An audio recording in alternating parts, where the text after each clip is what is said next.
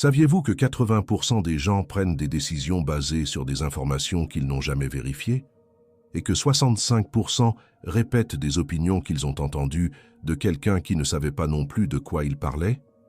Ces chiffres ne sont pas des statistiques académiques, c'est la réalité brutale de l'environnement intellectuel dans lequel vous vivez chaque jour. Aristote a identifié il y a plus de 2000 ans que l'ignorance ne résout jamais un problème, elle ne fait que le multiplier. Mais il n'avait pas prévu que nous vivrions à une époque où l'ignorance serait non seulement acceptée, mais célébrée comme une opinion personnelle et protégée comme un droit inaliénable. Votre esprit n'est pas une forteresse impénétrable, c'est un système poreux qui absorbe constamment des schémas de pensée de l'environnement qui vous entoure. La neuroscience moderne confirme que le cerveau humain est programmé pour se synchroniser avec les groupes auxquels il appartient. Un mécanisme évolutif qui garantissait la survie tribale, mais qui représente aujourd'hui une menace directe pour votre capacité à raisonner indépendamment. Lorsque vous vivez quotidiennement avec des personnes qui confondent opinion et faits, qui remplacent l'analyse par l'émotion et qui traitent la complexité comme si elle était une confusion inutile, quelque chose d'insidieux se produit. Vos propres schémas neuronaux commencent à refléter cette médiocrité. Vous développez une paresse intellectuelle, acceptant des conclusions sans examiner les prémices, évitant les questions qui exigent un effort mental réel. Le philosophe Blaise Pascal a observé que le cœur a des raisons que la raison elle-même ignore, mais il faisait référence à l'intuition authentique, pas à la paresse mentale déguisée en sagesse. Lorsque les personnes autour de vous justifient constamment de mauvaises décisions avec « je sens que c'est comme ça » ou « mon cœur dit ça », elles n'accèdent pas à une sagesse profonde. Elles évitent le travail mental nécessaire pour comprendre des situations complexes. Le résultat est une atrophie progressive de vos capacités critiques. Vous arrêtez de poser des questions inconfortables parce que l'environnement punit la curiosité authentique. Vous arrêtez de remettre en question les autorités parce qu'il est plus facile d'accepter que d'enquêter.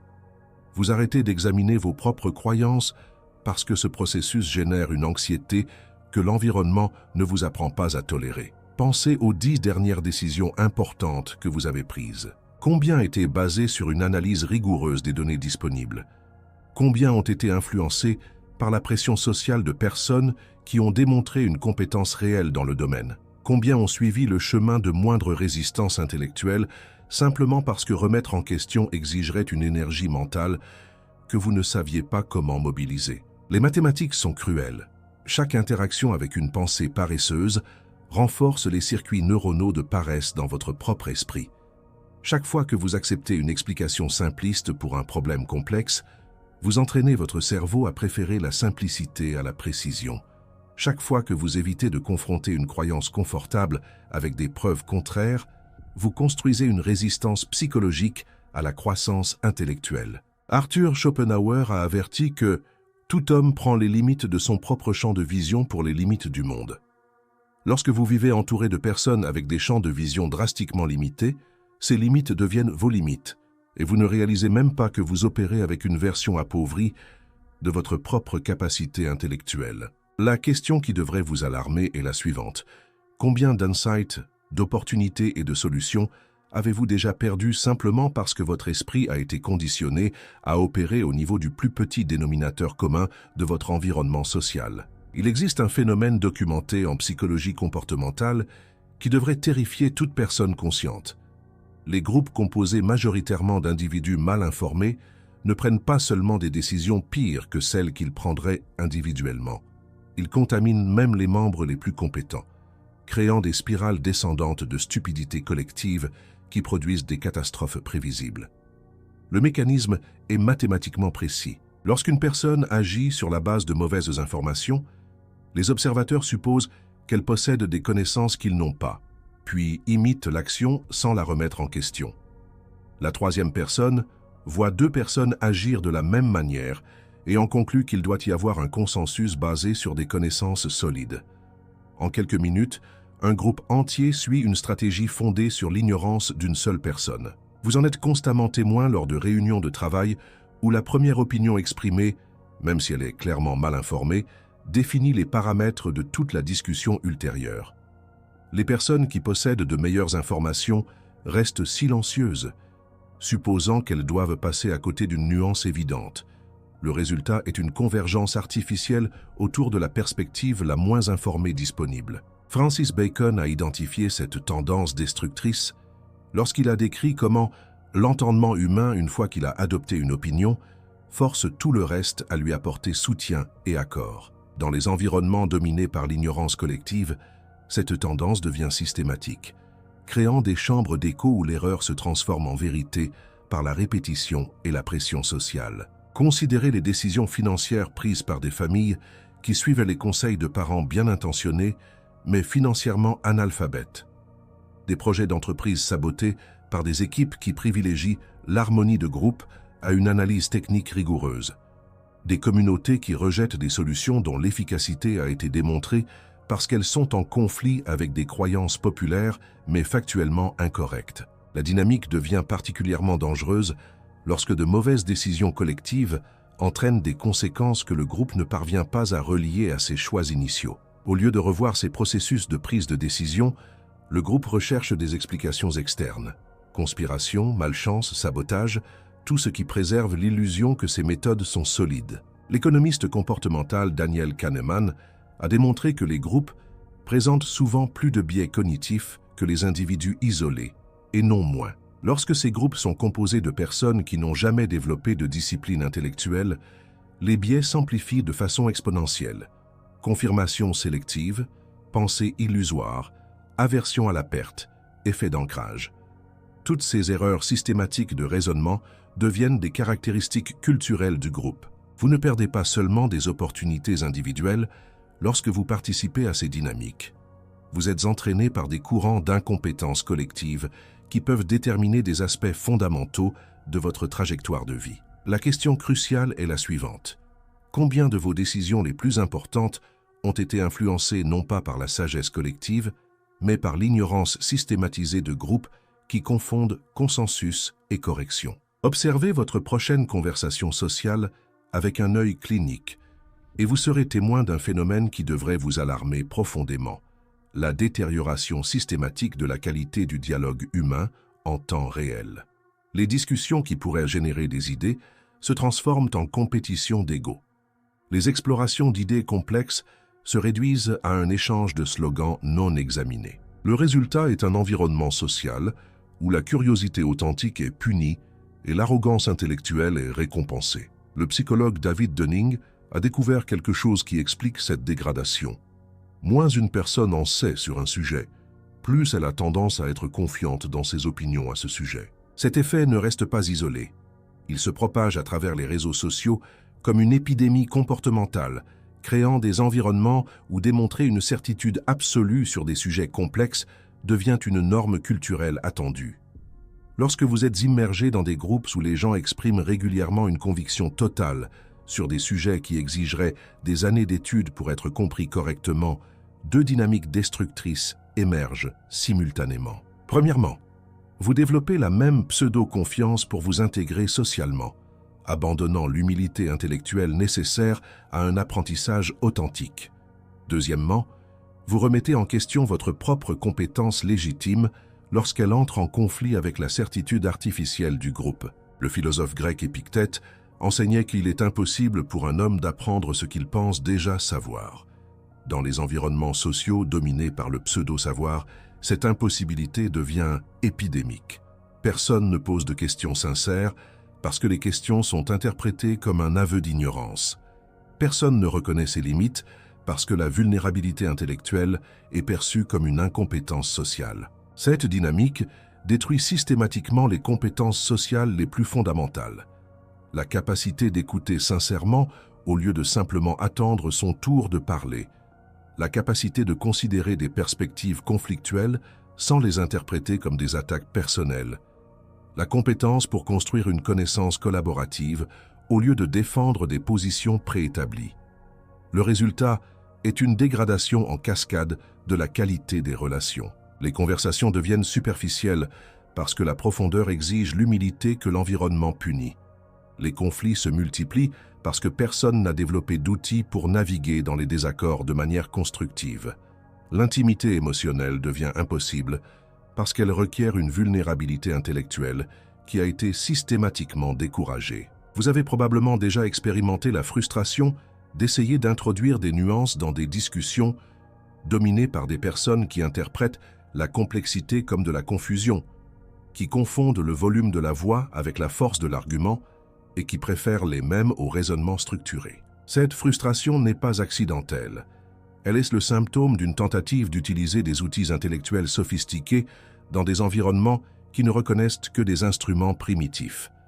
La tragédie finale est que vous vous retrouvez progressivement à simplifier votre propre pensée pour communiquer efficacement, en évitant les sujets qui exigent une analyse sophistiquée et en adaptant votre expression au niveau du plus petit dénominateur commun. Vous êtes socialisé à la médiocrité intellectuelle, et chaque interaction est un petit pas vers votre propre stupidité volontaire.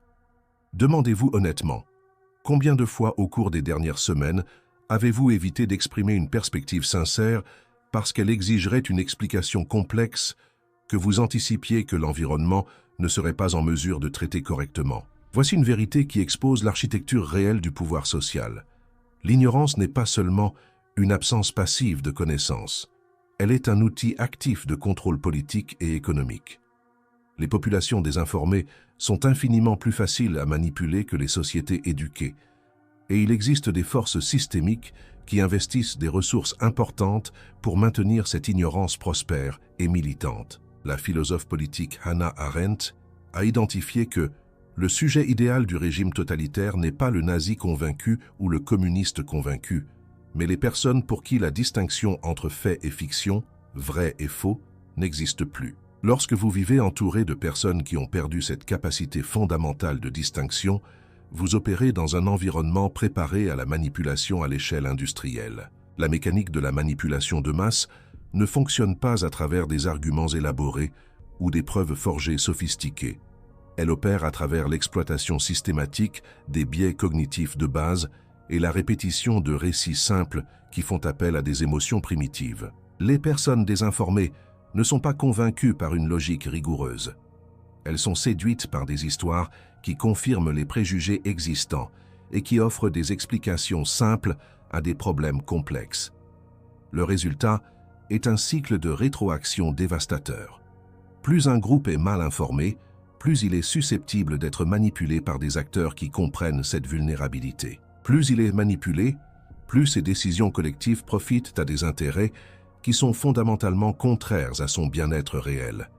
Plus ces décisions produisent des résultats négatifs, plus le groupe recherche des explications conspirationnistes qui l'empêchent d'identifier les véritables causes structurelles de ces problèmes. Vous pouvez observer cette dynamique dans des communautés qui élisent systématiquement des représentants qui votent contre des politiques qui profiteraient à ces mêmes communautés.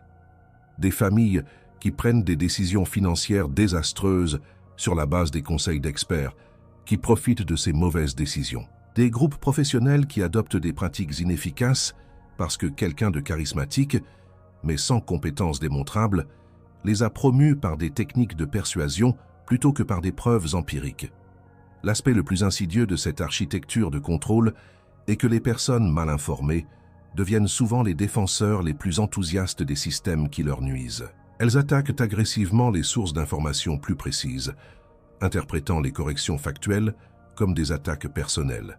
Elles développent des identités psychologiques basées sur des récits manifestement faux et réagissent aux remises en question de ces récits comme s'il s'agissait de menaces existentielles. Edward Bernays, considéré comme le fondateur des relations publiques modernes, a observé que la manipulation consciente et intelligente des habitudes et des opinions organisées des masses est un élément important de la société démocratique.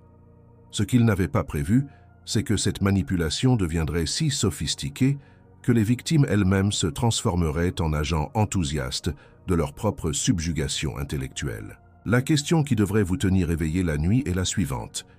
Combien de vos décisions les plus importantes, financières, professionnelles, politiques, personnelles, ont été influencées par des personnes qui, sans s'en rendre compte, servaient de porte-voix à des intérêts diamétralement opposés à votre bien-être véritable? Et plus critique encore, avez-vous développé les outils analytiques nécessaires pour distinguer l'information légitime de la propagande sophistiquée? Ou êtes-vous tellement immergé dans cet environnement de manipulation systémique que vous avez perdu la capacité de reconnaître quand vous êtes manipulé, la première ligne de défense contre la contamination intellectuelle consiste à accepter une vérité statistique brutale. La plupart des personnes qui vous entourent fonctionnent avec des cartes mentales fondamentalement inexactes de la réalité. Et cette imprécision n'est pas accidentelle. Elle est systématique et contagieuse. Reconnaître cela n'est pas de l'arrogance intellectuelle. C'est la reconnaissance d'une dynamique que vous devez naviguer stratégiquement pour préserver votre propre clarté mentale. Développez ce que les psychologues cognitifs appellent la métacognition avancée, la capacité de surveiller et de réguler vos propres processus de pensée en temps réel. Avant d'accepter une conclusion, même la vôtre, mettez en œuvre un protocole mental rigoureux. Quelles preuves spécifiques soutiennent cette position? Quelles preuves contradictoires existent? Quelles sont les limites de mes connaissances actuelles sur ce sujet? Quels biais cognitifs peuvent influencer mon analyse? Mettez en œuvre une architecture informationnelle défensive, un système structuré pour filtrer et traiter l'information qui protège votre esprit de la contamination par de mauvaises données. Cela signifie auditer systématiquement vos sources d'information, en éliminant celles qui privilégient systématiquement la vitesse à la précision, le sensationnalisme à l'analyse, ou qui font appel à vos émotions plutôt que d'engager votre capacité de raisonnement critique. Le philosophe stoïcien Épictète a développé une technique qui reste terriblement efficace: distinguer rigoureusement ce qui est sous votre contrôle et ce qui ne l'est pas. Vous ne pouvez pas contrôler le niveau intellectuel de l'environnement qui vous entoure, mais vous pouvez contrôler complètement la façon dont vous traitez et répondez aux informations que vous recevez de cet environnement. Vous ne pouvez pas forcer les autres à penser plus clairement, mais vous pouvez protéger votre propre clarté mentale de la dégradation. Cultivez des relations stratégiques avec des personnes qui démontrent 3 caractéristiques non négociables. Une curiosité authentique, elles posent des questions sur des choses qu'elles ne comprennent pas complètement. Une humilité intellectuelle, elles admettent les limites de leurs connaissances et changent d'avis lorsqu'elles sont confrontées à des preuves supérieures. Et une rigueur analytique, elles examinent leurs propres croyances de manière critique au lieu de les défendre de manière réflexive. Ces personnes sont statistiquement rares, mais ce sont les seuls compagnons sûrs pour un développement intellectuel authentique. Les relations avec des personnes qui ne possèdent pas ces caractéristiques peuvent être maintenues à des fins sociales ou professionnelles spécifiques, mais ne doivent jamais être des sources d'influence dans les décisions importantes. Pratiquez ce que Nassim Taleb appelle la via negativa appliquée à la cognition. Au lieu d'essayer constamment d'ajouter plus d'informations à votre base de connaissances, concentrez-vous systématiquement sur l'identification et l'élimination des mauvaises informations, des croyances non examinées et des processus de pensée défectueux. Souvent, la sagesse authentique n'émerge pas de ce que vous apprenez, mais de ce que vous cessez de croire. Développez une tolérance psychologique à l'isolement intellectuel. Il y aura des situations régulières où vos conclusions, basées sur une analyse rigoureuse, seront en conflit dramatique avec le consensus de votre environnement social.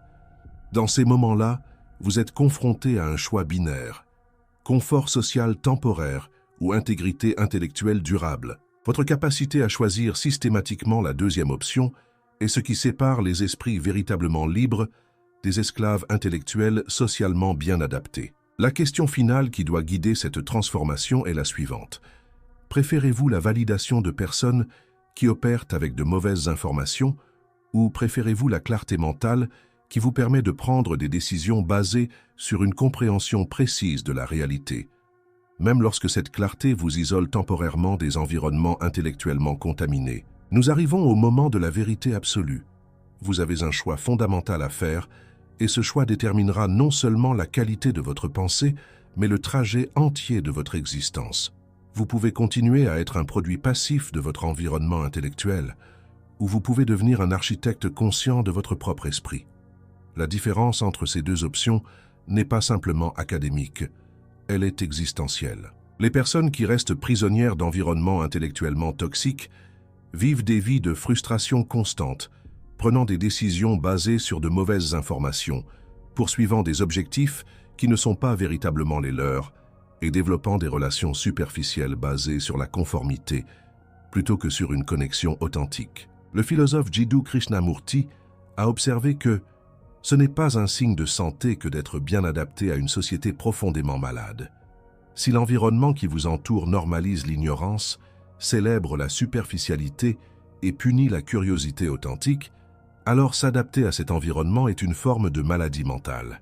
La santé psychologique, dans ce contexte, nécessite une forme de mésadaptation consciente. Cela ne signifie pas devenir un ermite intellectuel ou développer une arrogance dédaigneuse. Cela signifie développer la capacité d'exister dans des environnements intellectuellement appauvris sans être contaminé par eux. Cela signifie apprendre à offrir de la valeur sans compromettre votre intégrité, à maintenir des relations sans abandonner vos normes et à naviguer dans les systèmes sociaux sans être définis par eux. La transformation commence par une décision simple mais radicale. Vous allez cesser de sous-traiter votre pensée à autrui. Vous allez cesser d'accepter des conclusions parce qu'elles sont populaires, commodes ou confortables. Vous allez commencer à exiger des preuves, à tolérer l'incertitude et à valoriser la précision plutôt que la rapidité dans vos conclusions. Cette décision aura des coûts. Vous pourriez découvrir que beaucoup de vos relations actuelles étaient basées sur une conformité intellectuelle partagée plutôt que sur une connexion authentique. Vous pourriez réaliser que beaucoup de vos croyances actuelles ne résistent pas à un examen rigoureux. Vous pourriez vous retrouver fréquemment isolé dans votre quête de clarté, dans un monde qui préfère les illusions confortables. Mais vous découvrirez aussi quelque chose d'extraordinaire. La liberté intellectuelle est la base de toutes les autres libertés. Lorsque votre esprit est libre de la contamination d'idées mal examinées, lorsque vos processus de prise de décision sont les vôtres, lorsque vos relations sont basées sur l'authenticité plutôt que sur la conformité, vous découvrez que vous vivez votre propre vie au lieu d'une version mal copiée des attentes des autres. Le choix se présente à vous en ce moment précis. Vous pouvez fermer ce contenu et retourner au confort de la conformité intellectuelle, ou vous pouvez accepter la responsabilité effrayante et libératrice de penser par vous-même. Votre avenir sera déterminé par cette décision plus que par toute circonstance extérieure. Avant de nous quitter, avez-vous déjà remarqué combien de vos décisions les plus importantes ont été influencées par des personnes qui confondent opinions fortes et connaissances solides? Si ce message a touché votre cœur, tapez dans les commentaires « Je choisis la souveraineté intellectuelle ». N'oubliez pas de partager ce contenu avec ceux qui ont besoin de se réveiller face aux dangers de la conformité intellectuelle. Activez la cloche et abonnez-vous pour plus d'analyses qui défient la pensée conventionnelle. À la prochaine vidéo.